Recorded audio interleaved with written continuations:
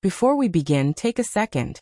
If stories about love, marriage, hidden truths, and the quiet moments that change everything pull you in, subscribe to the channel. Because this isn't just a story. It's the kind of conversation people avoid having out loud. Now, let me tell you how it really started. I never imagined I'd be the one to say it first. Not during an argument. Not in the middle of a breakdown. Not after slammed doors or raised voices or nights spent sleeping on opposite sides of the bed. It didn't come from anger. It didn't come from pain. It came from a place far more dangerous than either. Clarity. We were sitting across from each other late at night, the kind of late where the world feels paused. The house had finally gone quiet. No phones buzzing. No television murmuring in the background. No distractions to hide behind. Just the soft hum of the overhead light above the kitchen table, and the faint sound of a spoon tapping against porcelain as he stirred his tea. Top. Pause. Tap again. I watched his hands while I spoke. I always did that when my nerves crept in. Hands told the truth before faces ever did. I've been thinking, I said. He smiled immediately. That familiar smile. The safe one. The smile that had followed me through years of shared routines, inside jokes, and evenings that ended exactly how we expected them to. That sounds dangerous, he joked. I laughed too quickly. Too automatically. Because this time it wasn't a joke. I want to ask you something, I said, steadying my voice. But I need you to really listen before you answer. That made him stop. The spoon froze mid-circle. The tap disappeared. He looked up at me, curiosity sharpening into attention. I'm listening, he said. I took a breath that felt heavier than it should have. Like my lungs were carrying more than air. I want us to try something different. The word lingered between us, suspended in the space above the table. Different. Not wrong. Not forbidden. Not reckless. Just different. He leaned back slightly in his chair, studying me now, his eyes narrowing. Not suspicious but thoughtful. Different how? I looked away for just a second. One heartbeat. One blink. Then back at him. Not like that, I said quickly. Not what you're thinking. He raised an eyebrow. Then what am I thinking? I smiled, but my heart was racing now, loud enough that I wondered if he could hear it. You're thinking this is about fixing something, I said. And it's not. At least not exactly. That was the hard part. Because the truth was, nothing was broken. I wasn't unhappy, but I wasn't fully awake either. There was a restlessness inside me that I couldn't explain. A quiet hunger that had nothing to do with dissatisfaction, and everything to do with curiosity. About myself. About him. About the version of us that existed before we learned each other so well that surprise became rare. I just want us to be honest, I said. Braver than we've been. His expression softened. I thought we were honest. We are, I replied. But there's honesty, and then there's truth. That's when he went quiet. No jokes. No reassurance. No quick attempt to smooth things over. And somehow, that silence felt more dangerous than any argument we'd ever had. What are you asking me to try? He finally said. I swallowed. I want us to talk about the things we don't say, I replied. The thoughts we shut down before they reach our mouths. The questions we pretend we don't have. He exhaled slowly. That's a big ask. I know. He stared down at the table for a moment, tracing an invisible line in the wood. Then he looked back at me. Is there something specific you're circling around? I nodded. My pulse thudded in my ears now, loud and insistent. There's one question, I said. And once I ask it, I don't know if we'll be able to unhear it. His jaw tightened just slightly. Ask it. I hesitated. This was the line. The point of no return. If you weren't my husband, I said quietly, would you still choose me? The room changed. Not dramatically. No raised voices. No slammed doors. Just a shift, like the air itself had leaned in to listen. He blinked once. Then again. That's not a fair question, he said slowly. I know, I replied. But it's an honest one. He leaned forward now, elbows resting on the table. Why would you ask me that? Because sometimes, I admitted, I wonder if love has turned into habit. If desire has turned into loyalty, if we're still choosing each other, or just continuing because we always have. His eyes searched my face, like he was looking for something he'd missed over the years. You think I don't desire you? He asked. That's not what I said. But it's what you're afraid of. I didn't answer. I didn't need to. He leaned back, running a hand through his hair, exhaling slowly. And what's my role in this experiment of yours? I want you to ask yourself the same question, I said. Without marriage, without history, without obligation. He was quiet for a long time.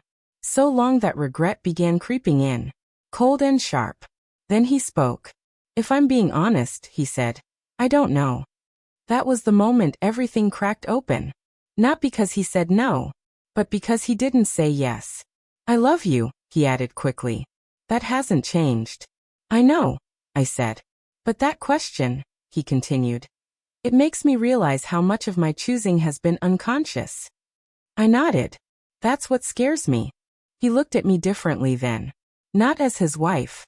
Not as his certainty. But as a woman sitting across from him. Asking to be seen without the safety net of vows. You're asking for danger, he said. I'm asking for truth. He smiled faintly. Those two usually come together. The conversation didn't end that night. It followed us into the next day. Into pauses. Into glances held a second too long. Into moments where our hands almost touched and the air between us felt electric again. Uncertain. Unclaimed. We were still married. Still together. But something had shifted. And in that space, between familiarity and choice, I felt something I hadn't felt in years. Not comfort. Desire. Not because he was my husband, but because suddenly he was deciding. Just like I was. The days that followed didn't explode.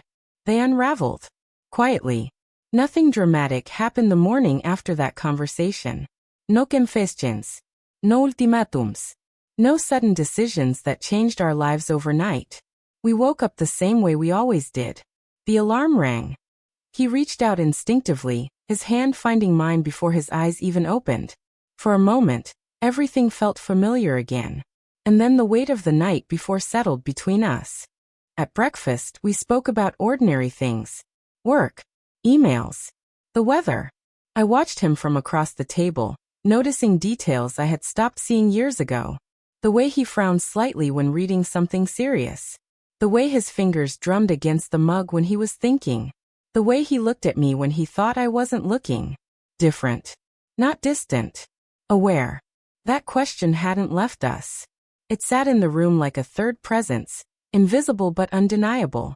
Would you still choose me? It followed us into the days that came after.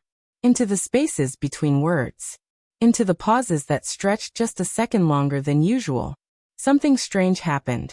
The comfort we had always relied on was gone. And in its place was tension. Not the angry kind. The kind that hums beneath the skin. One evening, we found ourselves standing in the kitchen again. No plan. No intention. Just orbiting each other like strangers who knew too much. He reached for a glass. Our hands brushed. We both froze. That small, accidental touch sent a shock through me. Sharp, unexpected, almost inappropriate. I pulled my hand back instinctively, my breath catching. He noticed. Did that feel different to you? He asked quietly. Yes, I admitted. He nodded slowly. Me too. That was when I realized something that unsettled me more than fear ever could. We were seeing each other again. Not through the lens of history. Not through the comfort of vows. But through uncertainty. And uncertainty made everything sharper.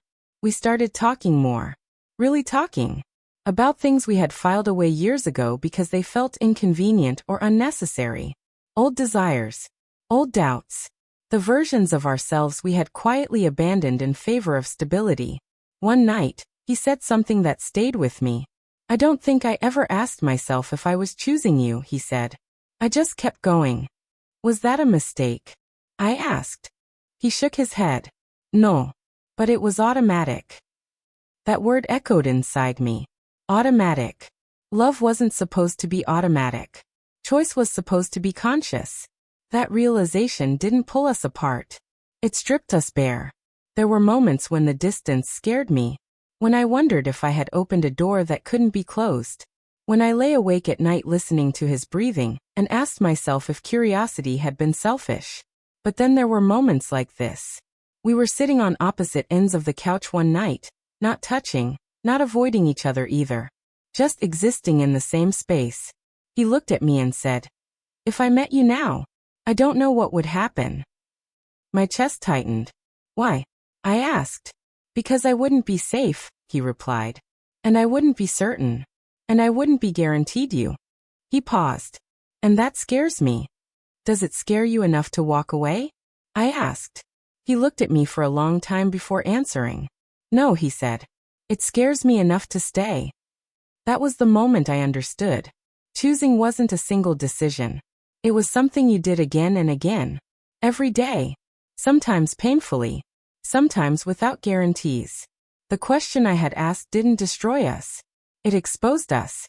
It took away the illusion that love survives on history alone. It forced us to see each other not as roles we played, but as people who could still walk away. And were choosing not to. One morning, weeks later, he stood behind me as I made coffee. He didn't touch me right away. He waited. "Can I hold you?" he asked. The simplicity of the question undid me. "Yes," I said. When his arms wrapped around me, it didn't feel like routine. It didn't feel assumed. It felt earned. I leaned back against him and thought about that night at the kitchen table. About how close I came to saying nothing. About how easy it would have been to stay comfortable instead of honest. And I knew this much for certain. Love doesn't die when you ask dangerous questions. It dies when you stop asking altogether. We didn't become a different couple. We became a conscious one. And every day since then, we've answered the same question. Not with words, but with choice. If this story made you feel something, if it made you uncomfortable in the best way, if it made you question the quiet parts of love, subscribe to the channel. Because some stories aren't meant to be safe. They're meant to be true.